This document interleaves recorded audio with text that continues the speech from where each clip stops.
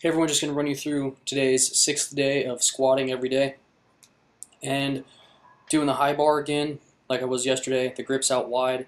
The high bar squat's feeling really strong. I'm glad that I spent about 2 or 3 months earlier this year training my squat in the high bar position only, and I thought that was just going to be a temporary thing, but it turns out it might be a little bit more permanent than I thought, and it's working out really well. So it was 315. It was pretty quick. This is 365 right here. Also really quick. You can see my grip is out wide and my hands, my thumbs aren't wrapped around. My hands are barely even on the bar actually. This right here is 405 for 3, so this is a new 3 rep max. Yesterday I got 395 for 3 after I did 425 for 1. And this 405 for 3 felt really good. Probably like an RPE 8. I might be able to do this for 5 or something like that. But the high bar squat is definitely going really great.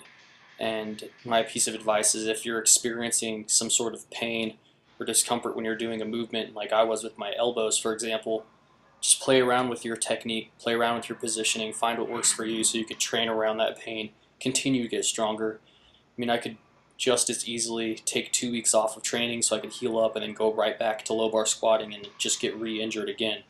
And that's obviously not a sustainable way to train. So I just changed my technique to accommodate the injury that I had, which was my elbows preventing me from benching. So I'll take the hit on what little amount of strength I'm losing on the transition to high bar squat, just so I don't lose the ability to bench, because right now benching 2 plates hurts my elbows and that's ridiculous.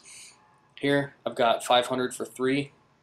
Hands are feeling much better today.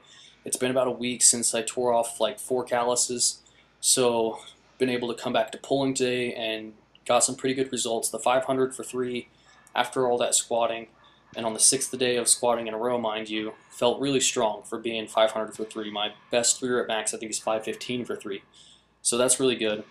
Backed off to 405 and I did 3 sets of 5 here, and right here I'm just trying to make every single rep the exact same way, almost robotic, and I've talked about this before, and that way it's just going to build up consistency. The only variable you should leave in your training should be the weight on the bar.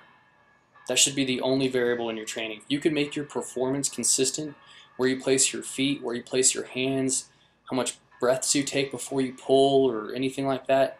That level of consistency is going to transfer over quite well to the platform. So that way when you go on the platform, the only variable that's there is, again, the weight on the bar. And if you're smart, then you'll know your abilities, and so that variable is really small, and then it really should have a very insignificant impact on your performance that day. So this is the second set of 405 for 5, and I think the most I've ever done 405 for is something like 8, might be my 8 rep max. Well, I guess this was the third set of 405. And beltless, after all the squats and the deadlifts, feel really good about the pulls. Grip strength is definitely there. I'm really hoping I'll be able to get that 600 pull before I leave here. We'll see. Thanks for watching.